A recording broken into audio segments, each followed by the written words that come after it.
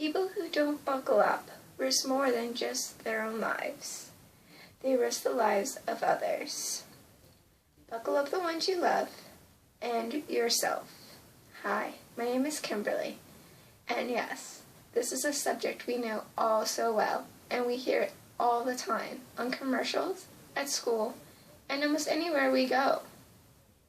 But did you know that more than half the fatalities on the highway involving car accidents could have been prevented by something as simple as buckling up?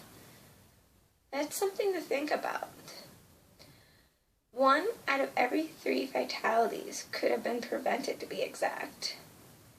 And a study in Utah showed that men who were in the back seat of a vehicle, only 13% of them actually buckled up. Well, as females, about 18% of them buckled up. There were many people that said that they did not buckle up. A total of 80% of people who said they would sit in the backseat of a vehicle didn't buckle up. They didn't feel the necessary need to. They thought they were perfectly safe without putting on a seatbelt. An average of 35,000 people die every year in a vehicle accident on the highways. Out of those 35,000 people, nearly half of those could have been prevented because they were not wearing their seatbelt or they were not wearing it correctly. That's a total of 17,000 lives. That's a lot of lives that can be saved. Here's a question I'm going to ask you. Do you put on your seatbelt if you're in the passenger seat, or even if you're sitting in the back seat? Or you're more likely to put the seatbelt on if you're the driver? In most states, if you don't buckle up, you get a ticket. It doesn't matter if you're sitting in the passenger or the back seat. The next question I have for you is, who do you think should be held responsible if somebody is not wearing a seatbelt? The driver or the person who decided not to wear the seatbelt? This is a very huge controversy because some people actually fault the driver when their passenger chooses not to wear a seatbelt. Is this fair or not? I don't believe it's fair to blame somebody else for somebody's choice. It is a free country, and not only that, but we have the decision to make our own choices in lives and choose our pathway. And some people choose not to wear a seatbelt when others do. So the people I believe should be held accountable for are the ones who make that decision. How about you? Seatbelt helps prevent many things. Not only save our lives, but it helps us prevent us from leaving the vehicle. This means that we don't get ejected out of a car windshield, or we don't slam into others while we're in the driver's seat, going into the passenger seat.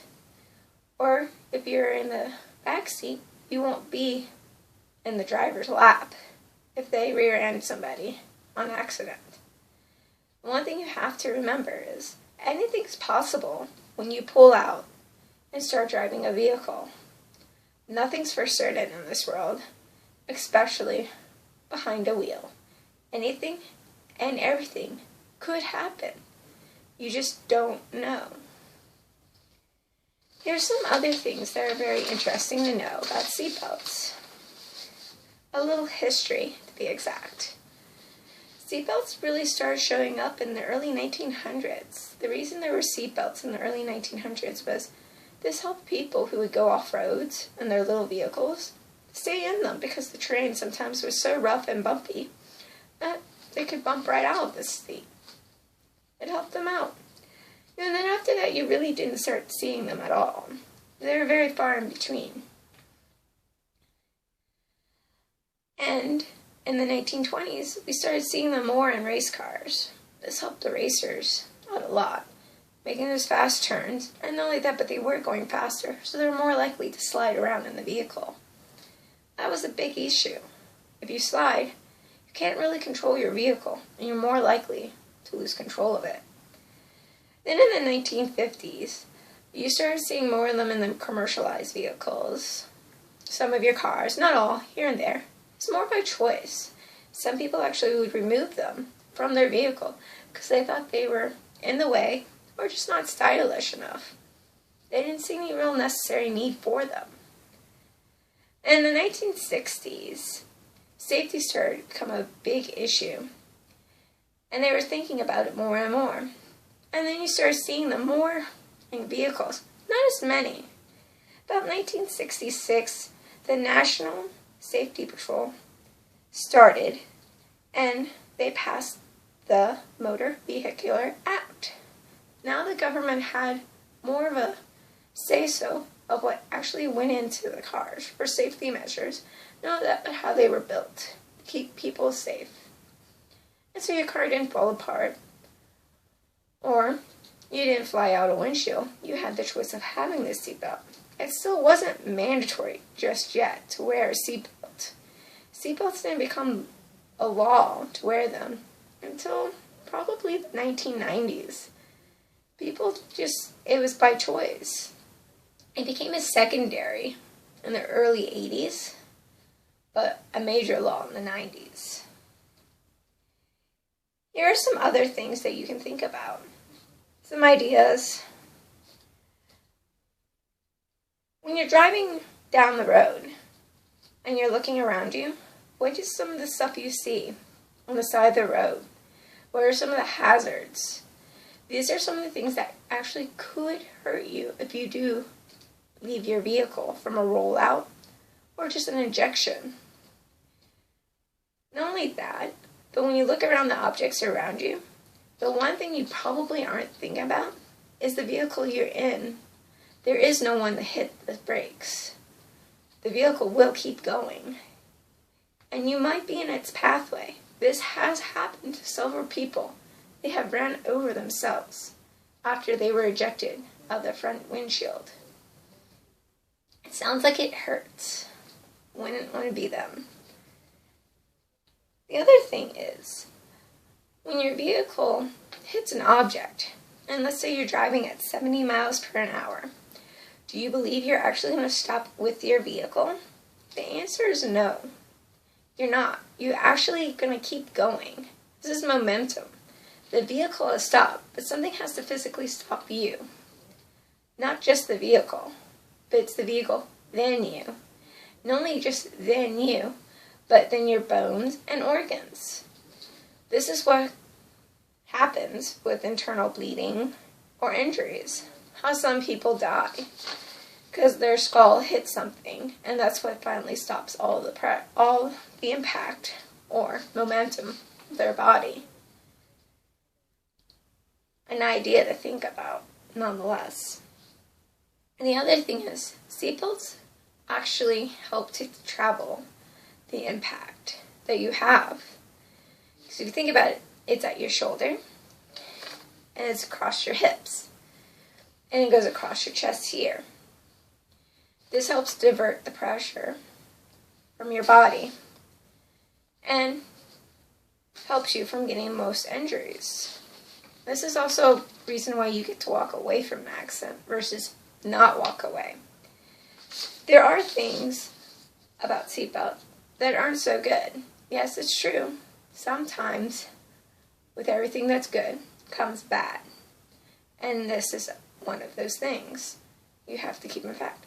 You could become trapped inside a vehicle if you're knocked unconscious and the vehicle is on fire. This does put you at more risk. Not only that, but you could break both arms, and then you can't actually physically open anything or unbuckle yourself. Another reason to be at risk. Or it makes it even harder to get out of a body of water. Yes, if you go off a bridge or anything else, you could be knocked unconscious or just trapped due to pressure. Water does cause pressure, and when it floods in, there is a suction that can trap you, and then you can drown. All of this is actually plausible, but the one thing you have to remember is that a lot of these are most likely not going to happen. It's very far and in between. You are more likely to die from not wearing a seatbelt than wearing a seatbelt, even though it is possible to be killed by wearing a seatbelt.